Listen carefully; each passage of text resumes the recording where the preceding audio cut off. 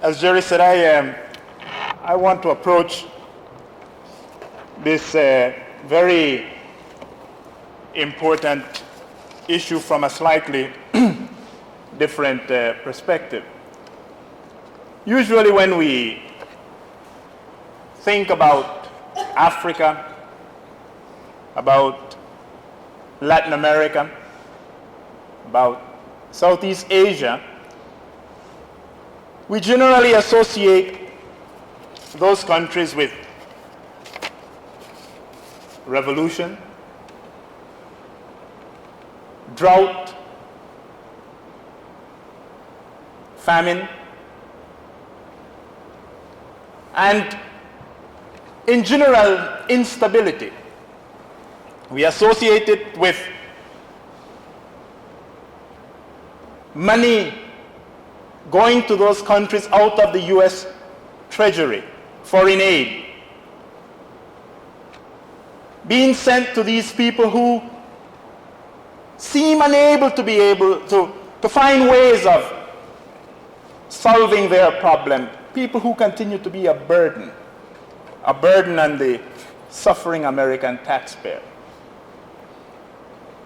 And more recently, we began to associate those countries with people who are taking away jobs that are needed in the United States.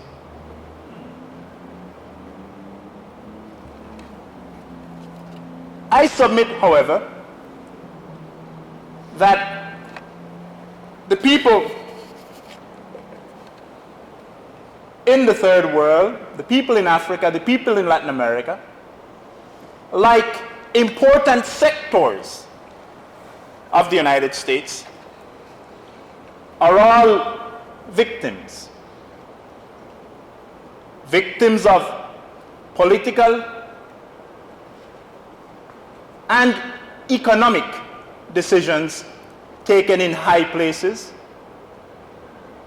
decisions that essentially relegate the poor of this country, the poor in the developing world, to a life of misery, denying them the fundamental rights to become actors, agents, important participants in their own transformation, denying them the right to build for themselves, in the case of the developing world, to build for themselves a system of governments that responds to the hopes, the dreams, and the ideals of the majority.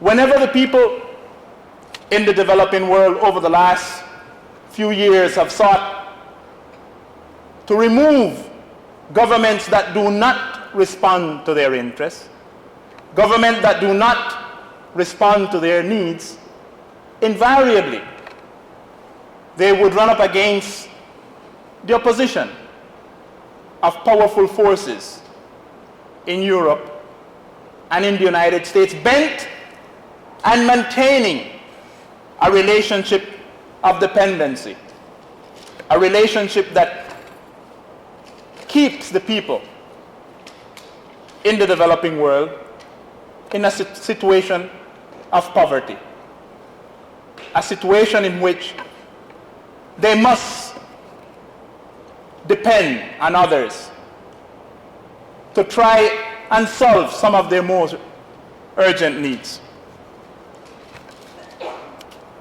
Let's take 3 cases.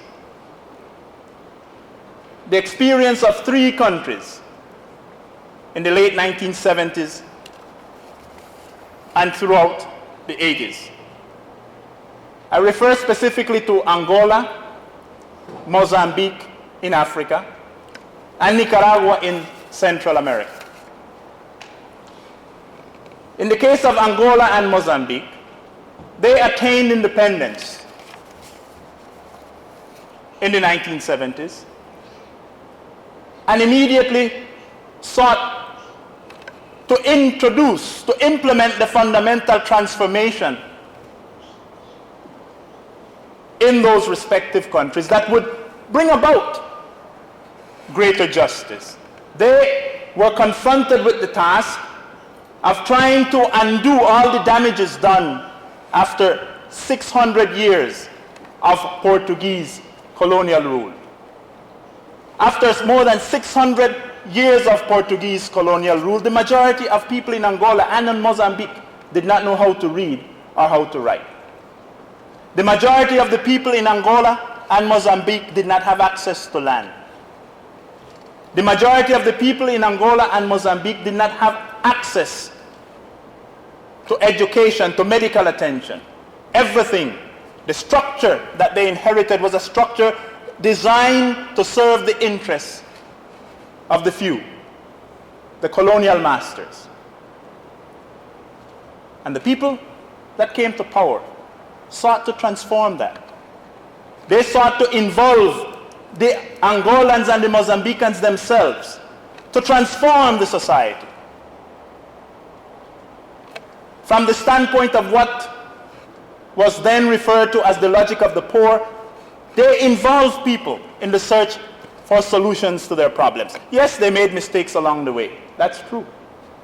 But they were involved, they were determined, their motives were good and sound motives.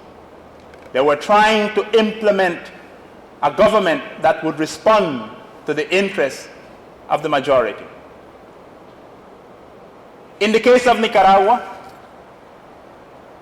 the government that came to power in '79 sought to implement fundamental transformation. It took on the task of teaching the Nicaraguan people to read and to write, and was successful in reducing illiteracy from 55% to less than 12%. It was successful in eradicating preventable disease such as measles and whooping cough, and others like diarrhea. All of these scourge inherited from a dictatorial past. And what was the response of the West? What was the response of the United States? A war of aggression against Nicaragua. What was the response of the United States in the case of Angola? A war of aggression against the people of Angola. And in the case of Mozambique, let's not be confused. The United States is behind the war that is being supported by the South African government, the support of RENAMO, designed to discredit, designed to destroy this experiment, this initiative, this creative approach being undertaken by people in 3 third world countries who sought to find solutions to their own problems, who, yes, sought to break out from the relationship of dependency, who believed that they, in fact, have the creative capability and the will to build for themselves systems of government that will respond to their interests and to their needs. As a result of the war launched against these 3 countries, the model, yes, was destroyed. In Nicaragua today, the economy is in shambles.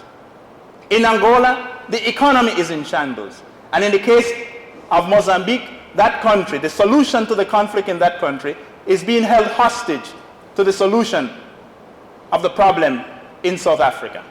More people are dying, more people are being mutilated, and the infrastructure of Mozambique continues to be destroyed.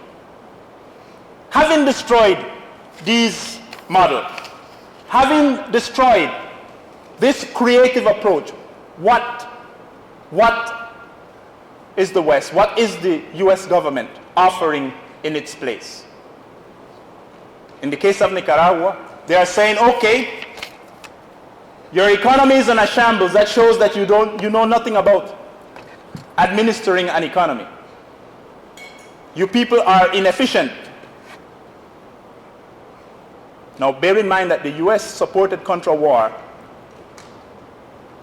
brought about destruction to the tune of $12.8 billion in Nicaragua. Nevertheless, the policy of the US government is to demand that the Nicaraguan government show, the new Nicaraguan government, show efficiency in the administration of the economy. Ladies and gentlemen, you must get your budget. You must balance your budget. Everybody knows that any serious government, any responsible government has a balanced budget. You have to show efficiency. And so, therefore, they go to work and they say, okay, you must streamline your public administration. You must reduce the size of your government. Too many people working for the government. You have to be more efficient. You must cut off the fat, be lean and efficient. Sounds interesting. But that is what the neoliberal economic approach says. That's what the structural adjustment program is all about. Reduce the size of the government, make it efficient. But the interesting thing is this. When you reduce the size of the government, when you cut back on public employment, where do these people find jobs? Where is the private sector in those countries that's going to absorb the unemployed? There isn't any private sector capable of absorbing the unemployed. That's the formula for social explosion. One step down the road towards social explosion. Then they turn around and they say you must cut back on subsidies. What's this about free medical care? What's this about free education? Everybody knows that in a serious government, people must pay for these kind of services. I agree.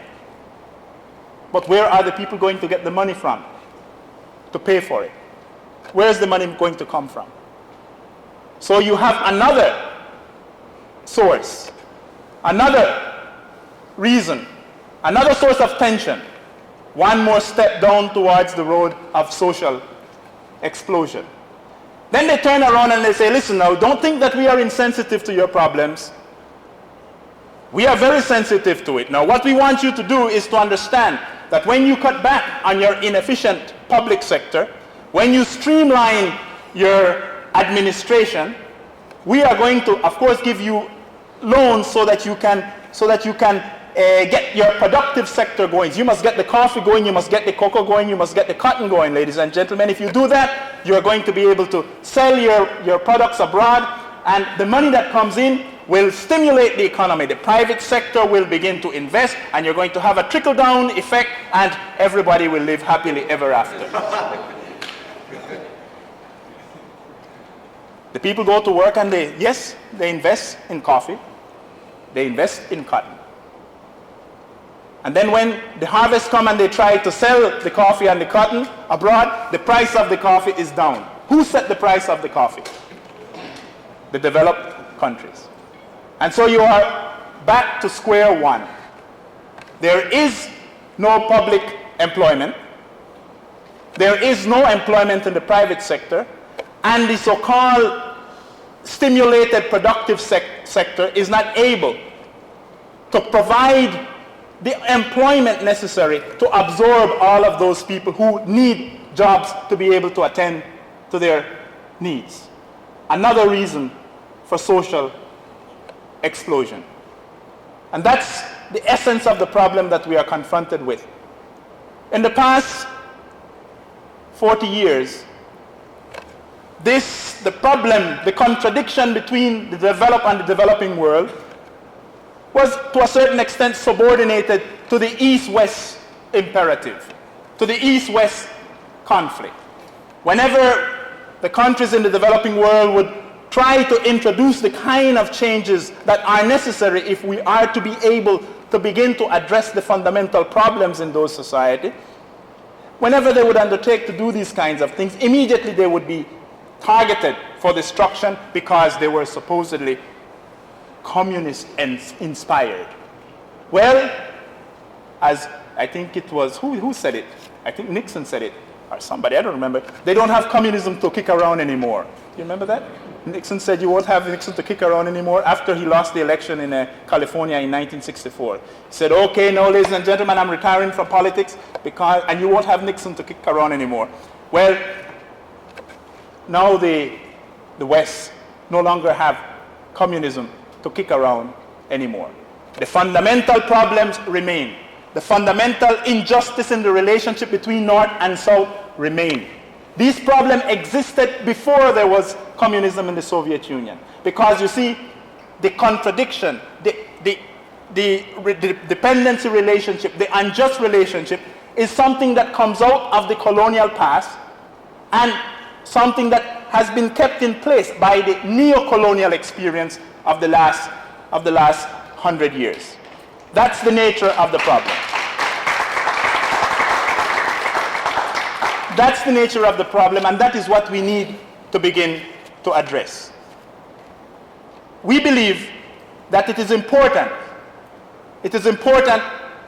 for us in the South to begin to find ways of assisting each other. Yes, there are sectors in the North who are called upon to play a very important role, not out of kindness of their heart, but because it is in their own fundamental interest. But we must take the initiative to solve our own problems. We must begin to identify ways in which we can be of assistance to each other. We must begin to look at how each country in the South is addressing problems and identify ways in which our one experience can be transferred to the other. We must also learn to begin to sit down and prepare joint positions that we are prepared to defend when we approach what I refer to as sympathetic counterparts in the North. We must learn to work together. Those of you here in the United States who genuinely understand that it is in your interest to promote greater justice in the world in order to achieve peace, you must begin to identify with the countries of the South who are seeking greater justice. If we are successful in promoting greater justice within our countries, if we are successful in promoting greater justice between the countries of the South, if we are successful in promoting justice and understanding and genuine cooperation between the North and the South, then we enhance the possibility of peace. We talk about jobs in this country. A lot of people believe genuinely that the jobs that are going abroad are being taken away from the work person here in the United States, from the ordinary worker in the United States, and somehow is being given to these people in the South, when in fact the profit motive is what's at work. They are able to go to those countries in many cases and are able to take advantage, exploit cheap labor. And the people in the South have no alternative but to take these jobs because they need to eat. But they are victims, just the way you are. A number of these companies carry their operations to the third world because, to a large extent, they are able to operate in countries, for example, like Zaire, without having to pay attention to any kind of environmental regulation. These plants are not allowed to operate in the United States because they're a threat to the environment. But yes, you can get someone like Mobutu Sese Seko, who does not care about his people, to accept these kind of factories and the industrial waste and the nuclear waste associated with many of the operations of some of these companies. So it is very important that we understand the nature of the problem, what is happening, and join together to force the companies to adopt more responsible policies.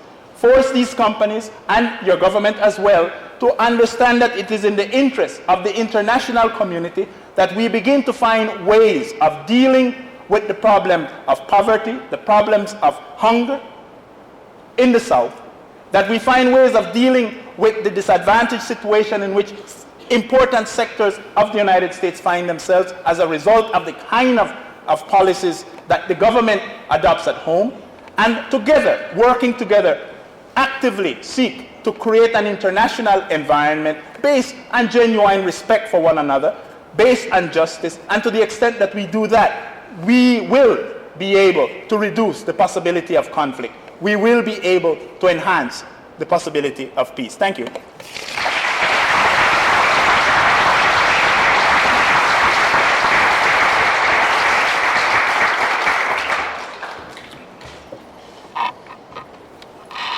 Thank you. Listening to Francisco raise some very serious themes. What I guess comes to my mind is the need, as one of my former poet, writer, artist, singer friends, that it's time to write some new songs about people like Bob Mazur, for example, who was instrumental in putting this together. The African Students Association and the anti-apartheid group on campus. Because this is the kind of event that provokes the deeper thinking and the deeper concerns about people's relationships to each other, as well as some of the people on the, not some, all of the folks on the platform who put so much of themselves into this kind of work. It's time to think about writing some new songs that can be conveyed to the rest of the population. It's time to think about raising in a sharper fashion our concerns about our government's involvement in violence in the South in a sharper way. Let me now ask for questions. If you put them succinctly, I'll ask the respondents to respond in brief ways so we can get a lot of questions in. And if someone in the back keeps track of the time, so we'll know not to run over. How much time do we have left? Are we already over? Well, let's take about 3 questions. It seems, because I know there must be some folks out there wanting to press something. How much of this information that you received and released to the press, and how you're pushing this to be better released to the American press? It's not a matter of. Can you repeat the question? I was asked how much of the information that I had received I had released to the press since my return. It's not really a matter of my getting it to the press. The correspondent in the New York Times, the main correspondent in South Africa, was in South Africa at the same time that I was there. He had access to the same newspapers that I was reading. I called Gay Davis, who wrote the articles at home, and began to work with her. He was very aware of the third force. As my brother said, it didn't take him too long at home reading the newspapers to figure out what was going on. But we're not being told. And he is back in South Africa now. He returns in a week, and I hope to speak face to face with him to find out why it is that the appropriate rhetoric is not being used.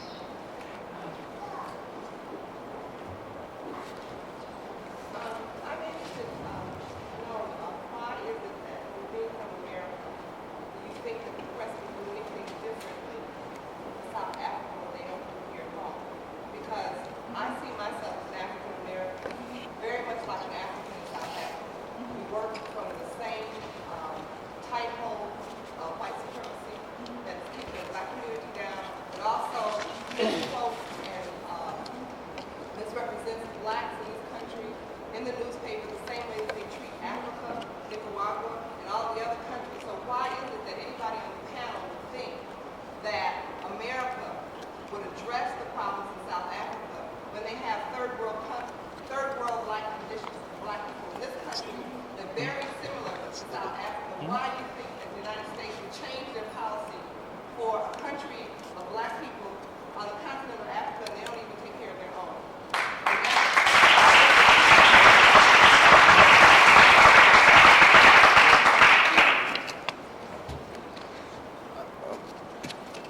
why should we expect that this government, at any level, local, I'll edit a little bit, local, state, or federal, would respond in a sympathetic fashion, that is the media and the government, to events inside South Africa when they don't in the African community in the United States? Not necessarily, at least I don't think they will, unless we build a movement at the grassroots level and link those two areas, the domestic African community in the United States, with the South, so that we build a force and demand and force it to happen. It's not going to happen. So why do we keep singing the same old song? I mean, you mentioned that we have to sing a new song.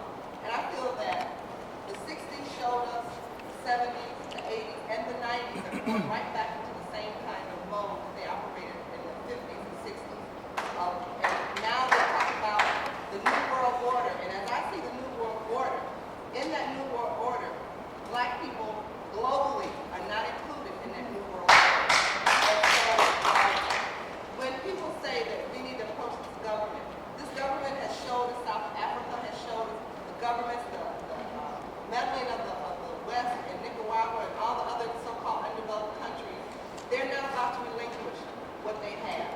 And to talk about peace is, to me, far-fetched. And I think a real new song, a new symphony needs to be really orchestrated here. No doubt about it. And I would only argue that it's not something that happens for 5 minutes or 5 days or 5 years. It's a consistent working to show people their strengths and that they can force change if they hang together and keep pushing. I was in the South in 1963 working in Savannah at the very first step of the civil rights movement. We were organizing in the county, I forget the name of it, around Savannah, arguing with people from door to door that they had to come out and to vote, and people were scared. I mean, they were killing people. They sent both dogs and policemen into the community to try to rout us out. The point I would make is that people did grow strong. They did link together, and they did take a small step forward.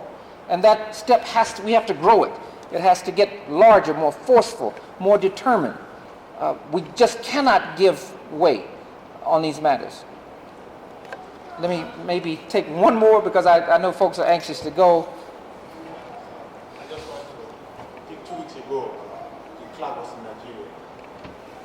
Talking with the president of Nigeria, President Ibrahim Babangida. And Babangida was telling him that the club is kind of a man we have to do business. So the question goes to our ANC. It's a dangerous president being sent here. That is going to be very difficult to embark. The question, as I heard it, is that de Klerk 2 weeks ago visited with Babangida in Nigeria. And Babangida made the point that de Klerk and the South Africans we have to deal with, and that's a dangerous precedent. I would only add a comma and go on. Can you make democracy with criminals? Is to put the question a little differently. As a member of the African National Congress, I am not in a position to criticize a country that supported us all these years.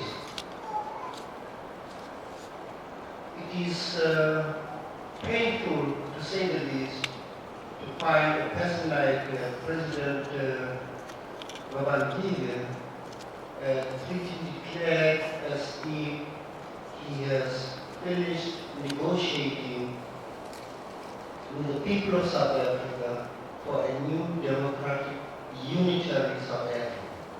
We now use unitary, we add unitary because we want this Pakistan to be done away with immediately. While we could understand the possibility that by President Babangida giving the olive branch to the chair.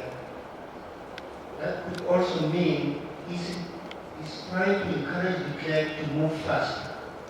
There are all these possibilities. We are hoping that when he invited the clerk, he was trying to say, listen, you are doing the right thing, but you do it faster. Let's just hope he meant that. Could I only add a little bit of information, is that while de Klerk was there, he met with members of the Pan-Africanist Congress of Azania. The point is that the PAC is being pushed toward or trying to be urged, really forced, because I suspect that the U.S. is probably the force behind Babangida to get the PAC into CODESA. You know, they are not a member of the conference that's trying to go forward on a democratic South Africa. So that's the political angle, that thing that occurred in Nigeria during that visit, because they desperately want that constituency inside of that conference. And the PAC has said, while they do believe in negotiating, they do not intend to be a part of CODESA. Folks, I know it's way past time, and we thank you for coming, and I'm sorry we have to close out. Thanks again. It's been great.